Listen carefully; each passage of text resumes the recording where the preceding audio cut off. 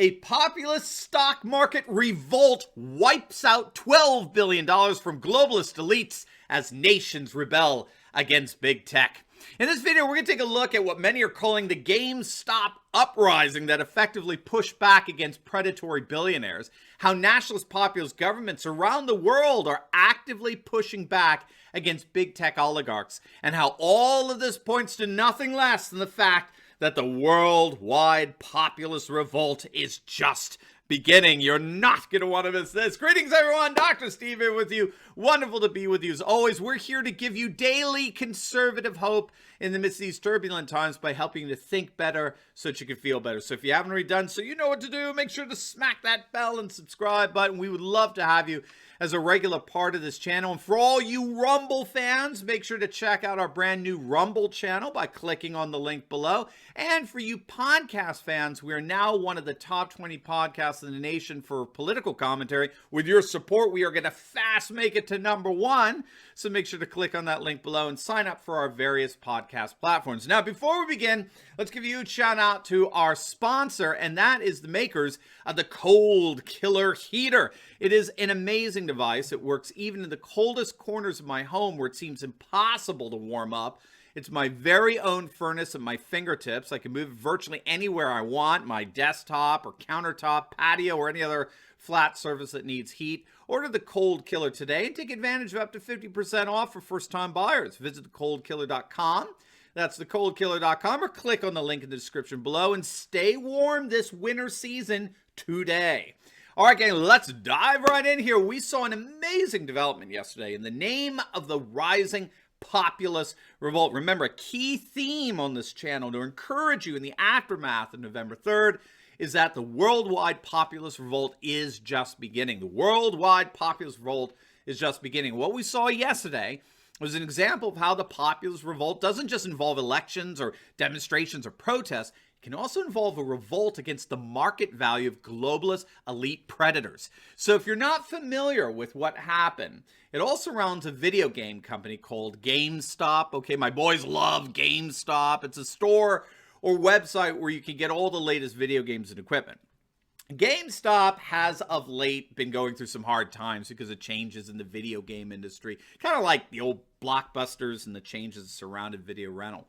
So they've had to restructure their business. They've had to even change their board members, as I understand, change their business model.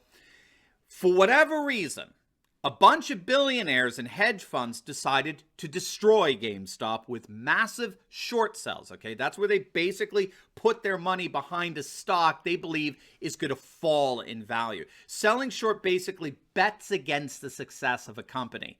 And it's how you can make money on a stock market that is itself losing value.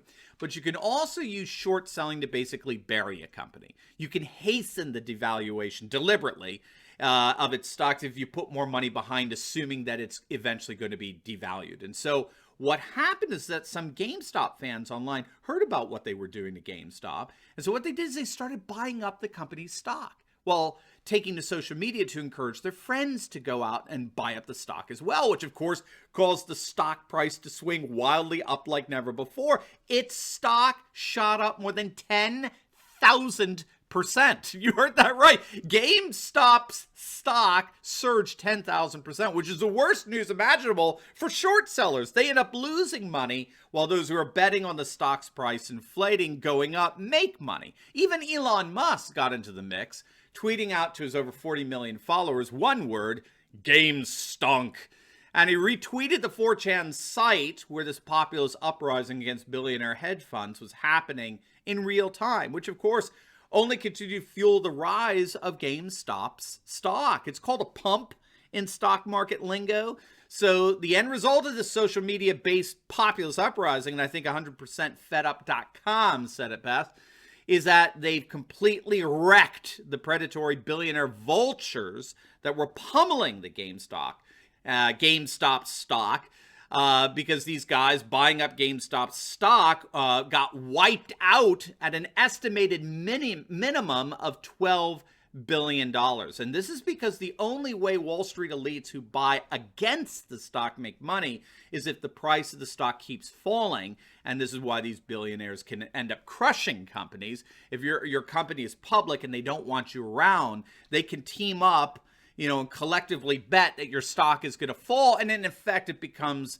a self-fulfilling prophecy. But the risk, of course, is that if the stock's value does in fact go up, they lose money.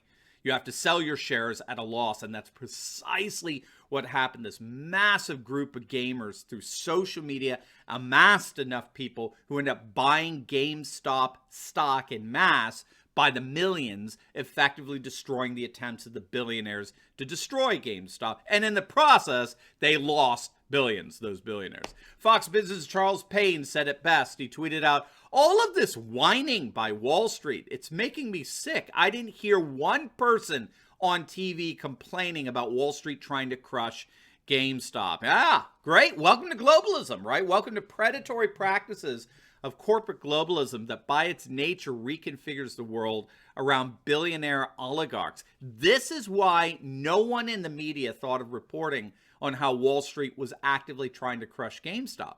That's just another day in the globalist rat race to the top to see who can control the market, who can actually control the market. I like how the Brazilian philosopher Olavo de Carvalho calls these oligarchs, like the big tech giants, Amazon and the like. He refers to them actually as meta-capitalists. They're not capitalists. They're meta-capitalists. They're above capital. They don't play the market. They are the market. They control the rules of the market. And as such, globalism is inherently crony in its capitalism. Winners and losers are ultimately predetermined by just a handful of ultra-billionaires who've arrogated to themselves the prerogative to define and control the market. But the people have had it.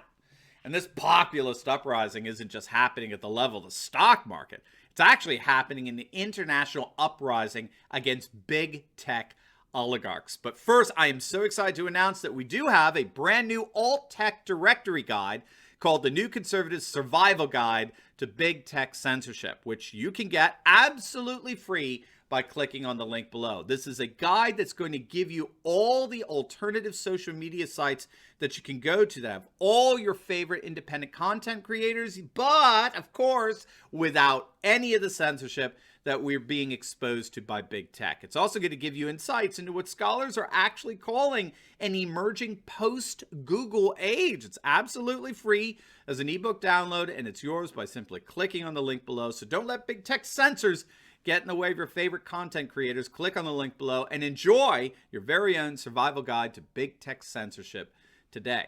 Now, I am delighted to report that nationalist-populist nations across the globe are starting to push back against mega billionaires, in this case, big tech oligarchs, who've busied themselves with censoring conservative voices around the world. Now, the latest voice decrying big tech bullying is none other than Russian President Vladimir Putin. In a recent speech before a virtual meeting of the World Economic Forum, Putin actually warned that big tech monopolies were in the process of taking power that could indeed allow them to supersede the very power of nation states. For Putin, these economic giants are in the process of actually competing with nations. Their audience includes billions of users who spend a significant part of their lives on these ecosystems, and the growing influence of these monolithic tech entities are beginning to threaten national sovereignty and the rule of law. It is so interesting because I was on a conservative talk radio show the other day, and the host pointed out to me that his radio station, it's a terrestrial station, and is therefore regulated by the FCC, the Federal Communications Commission. And in order for you to be able to broadcast a program on television or radio, you've got to comply with FCC standards, which, of course, this radio program that I was on certainly does. However, the host informed me Facebook doesn't allow him to live stream his radio broadcast.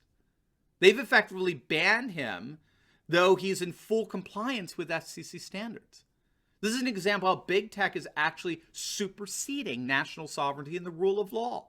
This is why the Polish parliament, led by the nationalist-populist Law and Justice Party, they've introduced a bill that proposes heavy fines against big tech which is aimed at enabling internet users to actually file complaints against the removal of their online posts, as well as the creation of a special court for matters involving freedom of speech online. So according to the Visegrad 24, the law would fine big tech firms $2.2 million every time they unconstitutionally censor lawful speech online. Under its provisions, social media services will not be allowed to remove content or block accounts if they do not break Polish law.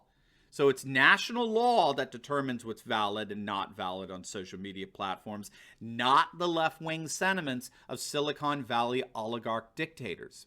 Hungary, too, led by the amazing Prime Minister Viktor Orban, is spearheading efforts to hold big tech legally accountable to Hungarian standards of law and social order. The Orban government has convened a meeting of the Hungarian Digital Freedom Committee, which is drafting plans on how to sanction what they're calling the unfair commercial practices of big tech in censoring conservative voices, which are actually very much invited to speak out in conservative Hungary.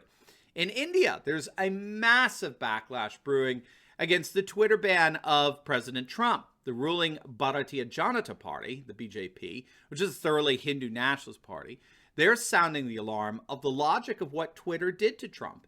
In other words, if Twitter can ban the President of the United States, then who can they not ban? They can literally ban anyone, including their own Prime Minister of India, Narendra Modi, who now officially enjoys the largest follower count on Twitter. He was number 2 just behind President Trump. And he and Trump are very good friends. Again, the BJP is a thoroughly Hindu nationalist populist party that enjoys a massive majority in India. And so leaders in India are coming out and saying that these big tech firms are indeed the new globalist oligarchs that must be pushed back against. India wants nothing to do with this. So this is really wonderful to see here, and we could go on and on and on. Nation after nation, mostly led by nationalist populist governments, are indeed rising up and pushing back against big tech.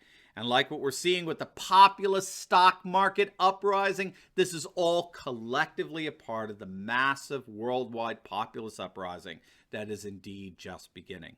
While things may seem bleak, you can be sure that the current attempt at the grand reset is only reconstituting the very Obama-era conditions that gave rise to the populist revolt in the first place. The populist revolt is just beginning, and we look forward to reporting and indeed cheering on its continued uprising. Now, before you go, make sure to like this video, comment down below, and subscribe to my channel. And definitely want to check out my latest video. I just uploaded it on how a Texas representative has officially filed the Texas Independence Referendum Act that would allow Texans to vote on seceding from the United States. All the support for secession surges. You are not going to want to miss it. So make sure to click on the link, and I will see you over there.